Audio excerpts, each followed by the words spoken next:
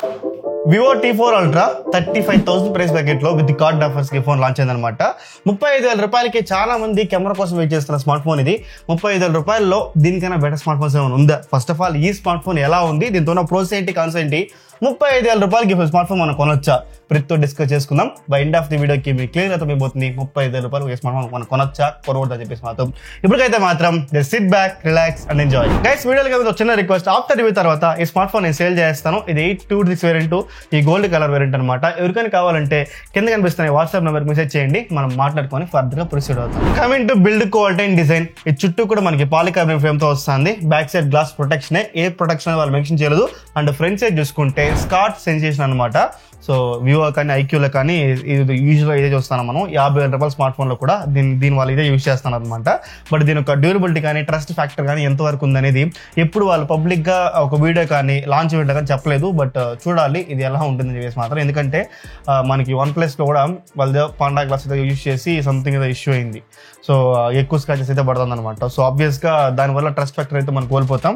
మనం యూజువల్గా చూస్తా అనేది కార్నింగ్ రోలర్స్ 5, 7i, విక్టర్స్ 2, విక్టర్స్ ప్లస్ ఇవి చూస్తూ ఉంటాం కాబట్టి అవి వీటిపైన ఒక ట్రస్ట్ ఉంది జనాలకి. బట్ ఇలాంటి వాటిపైన ఎంతవరకు అనేది ఖచ్చితంగా వీళ్ళు ఆ మార్కెట్లో ఆ ట్రస్ట్ ఫ్యాక్టర్ అనేది ఖచ్చితంగా ప్రూవ్ చేసుకోవాలన్నమాట. Computer display department 6.67 inches 1.5K resolution display అనమాట. ఇది క్వాడ్ కర్వ్ డిస్ప్లే, మీకు తెలిసిందే కదా, ఓకేనా. సో క్వాడ్ కర్వ్ డిస్ప్లేనే, ఎక్కువ కర్వ్ అయితే లేదు, లిటిల్ బిట్ కర్వ్ అయిందనమాట ఎడ్జెస్ లో మాత్రము. డిస్ప్లే క్వాలిటీ మాత్రం ఎక్సలెంట్ గా ఉంది. షార్ప్నెస్ కానీ కలర్స్ కానీ అండ్ HD10+ సపోర్ట్ చేస్తుంది. యూట్యూబ్ లో కానీ నెట్ఫ్లిక్స్ లో కానీ రెండిట్లో మూవీ చూస్తానంటే కూడా సరే ఎక్సలెంట్ గా ఉంది. డైనమిక్ రేంజ్ కూడా తోపు, అసలు డిస్ప్లేలో మాత్రం మనకు వంక పెట్టడానికి అయితే లేదు. అండ్ దీనికి పీక్ బ్రైట్నెస్ చూసుకుంటే మనకి 5,000 నిట్స్ అని చెప్తున్నారు యాక్చువల్ గా. బట్ టిపికల్ బ్రైట్నెస్ మాత్రం 1,600 నిట్సే ఉంటుంది. ఇండోర్ లో కానీ అవుట్డోర్ లో కానీ నాకు మ్యాక్సిమం ఆఫ్ ద టైమ్స్ ఎక్కడ నాకు డిస్ప్లే పరంగా మాత్రం పెద్ద ఇష్యూ అయితే నాకు కనిపించలేదు. అండ్ ఈ డిస్ప్లేకి మనకి in display finger print scanner ఇచ్చారు, ఆప్టికల్ ఫింగర్ ప్రింట్ స్కానర్ అనమాట. So most of the times లో చాలా ఫాస్ట్ గా సెక్యూరిటీ అన్లాక్ అవుతుంది. ఇక్కడ నాకైతే in display finger print scanner లో కూడా ప్రాబ్లం అయితే లేదని చెప్పుకోవచ్చు అనమాట. అండ్ స్పీకర్స్ గురించి మనం మాట్లాడుకుంటే డ్యూయల్ స్పీకర్ అయితే ఇచ్చారనమాట పైన కింద. స్పీకర్స్ క్వాలిటీ ఇంకా బెటర్ అని ఎక్స్పెక్ట్ చేస్తాను. ఇదే బడ్జెట్ లో వస్తున్నా, దీనికన్నా తక్కువ ప్రైస్ లో వస్తున్నా మోటో H60 Proలో దీనికైనా బెటర్ స్పీకర్స్, బెటర్ తంబు, ఆడియో సెపరేషన్ లో కానీ ట్రెబుల్స్ లో కానీ బేస్ లో కానీ చాలా బెటర్ అనిపించింది నాకు. డాల్బీ అట్మాస్ స్పీకర్ తో వచ్చే మోటో H60 Pro. దీంతో నాకు ఖచ్చితంగా ఆబ్వియస్ అంత కంపేర్ చేసుకుంటే ఇది ఇంకా కొంచెం వెనకపడిందని మాత్రం నాకైతే అనిపించింది అనమాట. సో స్పీకర్స్ మాత్రం ఇంకొంచెం బెటర్ ఇచ్చింటే బాగుండేదే నా opinion. Coming to performance, Dimensity 7300+ అనే ప్రాసెసర్ తో వస్తుంది అనమాట. ఈ ప్రాసెసర్ మనం ఎక్కువ చూడలేదు. ఇది లాస్ట్ ఇయర్ ఫ్లాగ్షిప్ ప్రాసెసర్ అనమాట. Dimensity నుంచి MediaTek నుంచి last year flagship processor 8 Gen 3 కి కాంపిటేటివ్ గా తీసుకొచ్చారు. బట్ ఎక్కువ స్మార్ట్ ఫోన్స్ ఈ ప్రాసెసర్ యూస్ చేయాలి కాబట్టి దీన్ని మనం ఎక్కువ చూడలేదు. అండ్ ఈ ప్రాసెసర్ నేను టెస్ట్ చేసినప్పుడు అరౌండ్ ఒక 1.84 మిలియన్ దాకా అయితే మనకి యాంటీబయాటిక్స్ వరకు అయితే వచ్చింది. అండ్ LPDDR5 RAM తో వస్తుంది, 3.1 స్టోరేజ్ తో వస్తుంది అనమాట ఈ smart phone. And base variant మనకి 826 వస్తుంది కాబట్టి ఓకే, ఇవన్నీ ఓకే.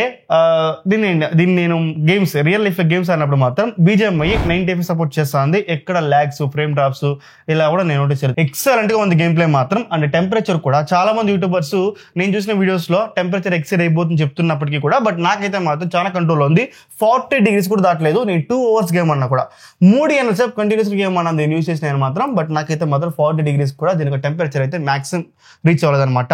బట్ ఎప్పుడైతే టెంపరేచర్ రన్ చేస్తాం కదా అప్పుడు మాత్రం దీని ఒక టెంపరేచర్ 44-45 దాకా మాక్సిమం అయితే రీచ్ అయింది టెంపరేచర్ మాత్రం. అదొకటి.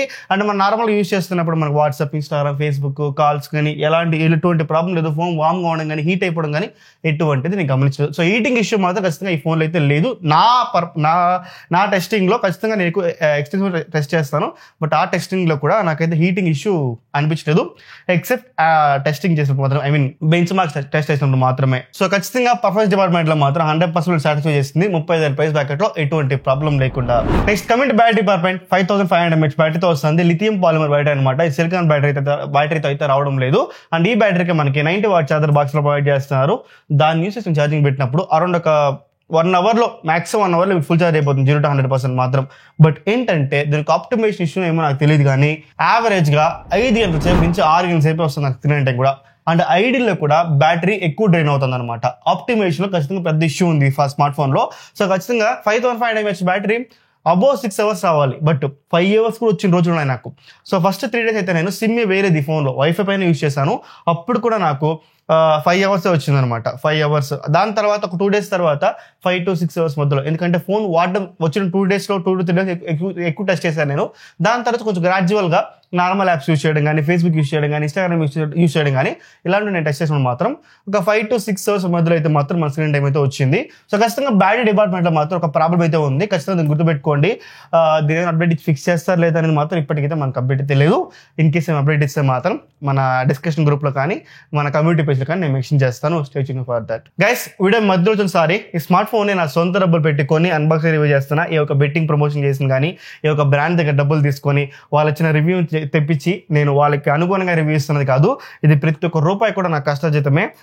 ఏ ఒక బ్రాండ్ ఒత్తిడి కానీ, దీన్ని ఎలానే చెప్పు అలానే చెప్పు, ఏ ఎంబార్గోస్ లేకుండా ఒక ప్యూర్ రివ్యూ, ఒక జెన్యూన్ రివ్యూ, ఆర్గానిక్ రివ్యూ అనమాట ఇది ఖచ్చితంగా.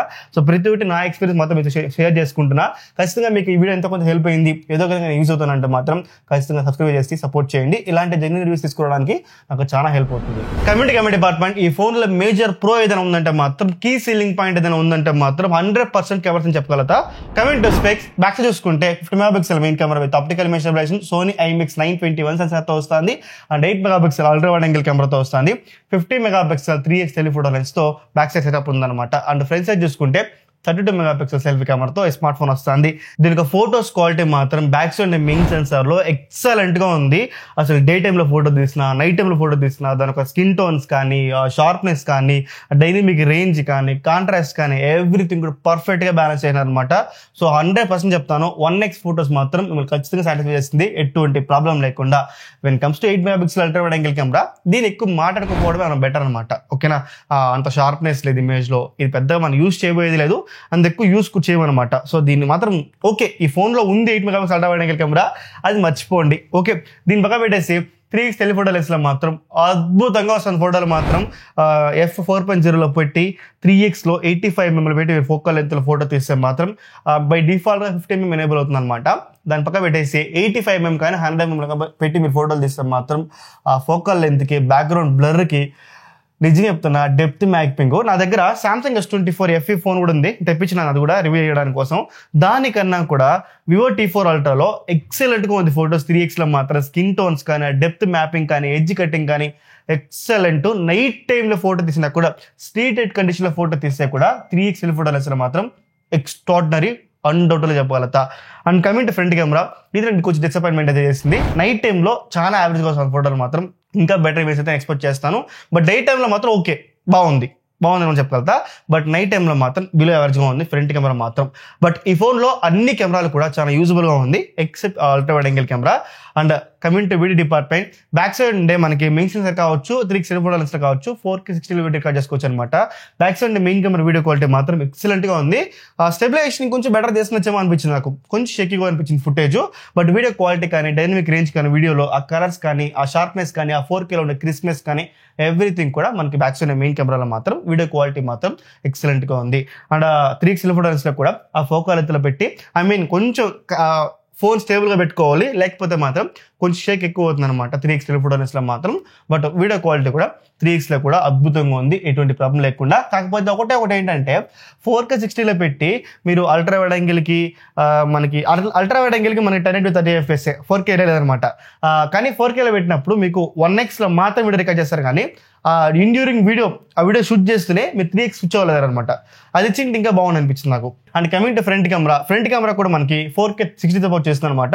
వీడియో క్వాలిటీ ఓకే అని చెప్తా, ఎక్కువ మనకి బ్యాక్ సైడ్ ఉంది కదా ఆ రేంజ్కి లేదు, కానీ ఓకే చల్తా. మీరు వీడియో కూడా మనకి ఆ ఫుటేజ్ యూజబుల్గా ఉంది, కానీ బట్ బ్యాక్గ్రౌండ్ మనల్ని ఫోకస్ చేసి ఎక్కువ బ్లో అవుట్ చేస్తుంది. అండ్ వీడియో స్టెబిలైజేషన్ కూడా ఇంకొంచెం బెటర్గా చేసింది అనిపించింది అనమాట. సో ఇది నాకు అనిపించింది.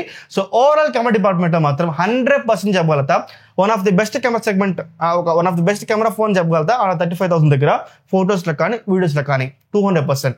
కమింగ్ టు UI, ఫైనల్ గా ఫంటో చాయిస్ 15తో వస్తుంది, Android 15తో వస్తుంది అనమాట.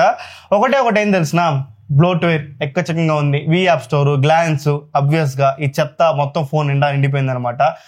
లింక్డ్ ఇన్ అని, ఫేస్బుక్ అని, సమ్ గేమ్స్ అని, హాట్ యాప్స్, హాట్ గేమ్స్ ఇవన్నీ ఉంటుంది. అవన్నీ ఇన్స్టాల్ చేసుకోండి, అవన్నీ కూడా ఆఫ్ చేసుకోండి. అండ్ యూజర్ ఎక్స్పీరియన్స్ కూడా కొంచెం వెనకబడే ఉంటుంది. ఫంటో చాయిస్ మాత్రం ఖచ్చితంగా వీళ్ళు ఆరిజిన్ ఓఎస్తో కంబైన్ చేసి తీసుకోవచ్చని చెప్తున్నారు, కానీ బట్ ఎంత టైం పడుతుంది అనేది ఖచ్చితంగా వాళ్ళు మెన్షన్ చేయాలి. ఓకేనా? సో నాకైతే మాత్రం ఫంటో చాయిస్ మేజర్ డ్రాబ్యాక్ ఈ స్మార్ట్ ఫోన్లో 200% చెప్పగలుగుతా. ఆ యూజర్ ఎక్స్పీరియన్స్ మాత్రం మీకు ఓకే, మీకు నాకు ఎటువంటి ప్రాబ్లం లేదు ఫంటో చాయిస్ యూజ్ చేయడం కంటే మాత్రం ఓకే. కానీ బట్ ఇప్పుడు వస్తున్న ఓఎస్ అన్నింటి కంపేర్ చేసుకుంటే మాత్రం ఖచ్చితంగా ఫంటో చాయిస్ మాత్రం వెనకబడే ఉంటుంది అన్డౌటెడ్లీ. కమింగ్ టు కన్క్లూజన్, 38,000 రూపాయలకు కానీ 35,000 రూపాయలకు కానీ ఈ స్మార్ట్ ఫోన్ మనం కొనొచ్చబడితే మాత్రం చిన్న ప్రోస్ అండ్ కాన్స్ దీని ఒక రీక్యాప్ చూసుకుందాం మనము. ఫస్ట్ ప్రోస్, డిస్ప్లే ఎక్స్ట్రాడినరీగా ఉంది, ఎక్సలెంట్ గా ఉంది, ఎటువంటి ప్రాబ్లం లేకుండా. And point number 2, cameras top. అసలు వీడియో రికార్డింగ్ కావచ్చు, ఫొటోస్ కావచ్చు, ఎవ్రీ సెన్సార్, ఎవ్రీ కెమెరా దీనికి యూస్ఫుల్ గానే ఉంది, ఎక్సెప్ట్ అల్ట్రా వైడ్ యాంగిల్ తప్పించి. సో కెమెరాస్ కూడా మనం ఒక ప్రో కింద అయితే ఖచ్చితంగా చేయొచ్చు అనమాట. Next third pro performance, 9000+ processor కూడా ఎక్సలెంట్ గా ఉంది. పర్ఫార్మెన్స్ మాత్రం 100% చెప్పగలుగుతా. గేమింగ్ లో కానీ నార్మల్ మనం యూజ్ చేస్తున్నప్పుడు కానీ ఎటువంటి హీటింగ్ ఇష్యూ కూడా నాకు కనిపించలేదు నా యూసేజ్ పరంగా మాత్రం ఖచ్చితంగా. ఎందుకంటే కొంతమంది యూట్యూబర్స్ హీటింగ్ ఇష్యూ ఉంది అంటున్నారు, బట్ నాకైతే ఎస్పెషల్లీ ఈ స్మార్ట్ ఫోన్ లో హీటింగ్ ఇష్యూ నాకు కనిపించలేదు. ఇప్పుడు యాంటీవైరస్ నేను టెస్ట్ చేసినప్పుడు మాత్రమే 45 degrees వెళ్ళింది, కానీ నార్మల్గా ఒక హ్యూమన్ ఫోన్ యూజ్ చేస్తున్నప్పుడు అంత హీటింగ్ అయితే ఈ ఫోన్ అయితే అవ్వలేదు అనమాట. అది మాత్రం ఖచ్చితంగా చెప్పగలుగుతా. సో ఇది కనిపించిన కొన్ని pros. And coming to con section, first con ఫంటో చాయిస్ 15 మాత్రం 100% చెప్పగలుగుతా. అండ్ ఇంకోటి ఐపీ రేటింగ్ ఈ స్మార్ట్ ఫోన్లో మనకి ఇవ్వలేదు, అల్యూమినియం ఫ్రేమ్ కూడా మనకి స్మార్ట్ ఫోన్లో ఇవ్వలేదు అనమాట. ఇది నాకు సెకండ్ కాన్ అనిపించింది. And point number 3, battery optimization 100% చెప్పగలుగుతా. 5500 mAh బ్యాటరీకి ఈ రోజు వస్తున్న టెక్నాలజీస్కి 7000, 6000 వస్తుంది. దాని దగ్గర ఎటువంటి ప్రాబ్లం లేదు. మీరు 5500 mAh ఇచ్చినప్పటికీ కూడా దాని ఆప్టిమైజేషన్ పర్ఫెక్ట్ లేదనమాట. 5 hours 6 hours screen time almost 2 ఏళ్ళ ముందే మనం చూసేస్తున్నాం. ఇప్పుడు 7 గంటలు 8 గంటలు 10 గంటలకు వెళ్ళిపోతాం స్క్రీన్ టైం.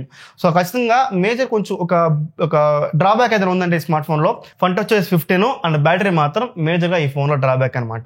సో అండర్ 35,000 ఈ స్మార్ట్ ఫోన్ కొనొచ్చు అడిగితే మాత్రం ఖచ్చితంగా కొనొచ్చు, బట్ నన్ను అడిగితే కొంచెం ఆగండి, ఎందుకంటే ఈ బ్యాటరీ ఇష్యూ సాల్వ్ అవ్వాలి. మరి 5 hours 6 hours మనం ఈ ఫోన్ని యూజ్ చేయలేమన్నమాట. ఈ బ్యాటరీ మేజర్ ప్రాబ్లం లేకపోతే మాత్రం ఖచ్చితంగా ఈ స్మార్ట్ ఫోన్ మనం కొనొచ్చు అనమాట. సో నన్ను అడిగితే మాత్రం ఒక 1 or 2 months వెయిట్ చేశారంటే దీనికి ప్రైస్ ఇంకా డ్రాప్ అవుతుంది. 35 అనేది కొంచెం ప్రైస్ ఎక్కువ అనిపించింది. ఒక 30-32 అయితే ఓకేనా, అదొక పాయింట్. అండ్ ఇంకోటి ఈ బ్యాటరీ కూడా వాళ్ళు ఏదైనా అప్డేట్ ఇచ్చి సాల్వ్ చేయాలన్నమాట. ఇది 2 వచ్చిందంటే మాత్రం ఖచ్చితంగా ఈ స్మార్ట్ ఫోన్ మనం కొనొచ్చు. ప్రెసెంట్కి నన్ను అడిగితే మాత్రం ఒక 1 month to 2 months మనం వెయిట్ చేస్తామంటే బిగ్ బిలియన్ డేస్ కంటే ఈ ఫోన్ మనం కొనొచ్చు. ఆ పార్టీకి ఏమైనా ఇష్యూ సాల్వ్ చేస్తా లేదా మనం చూద్దాం. ఓకేనా? సో ఇది నా opinion. So Vivo T4 Ultra గురించి ఈచ్ అండ్ ఎవ్రీ పాయింట్ కూడా మీకు క్లియర్ అవుతుంది అనుకుంటున్నాం. ఇంకే డౌట్స్ కూడా ఖచ్చితంగా కమెంట్ చేయండి. ప్రతి కమెంట్ కూడా రిప్లై చేస్తాను. This is signing off. జై హింద్.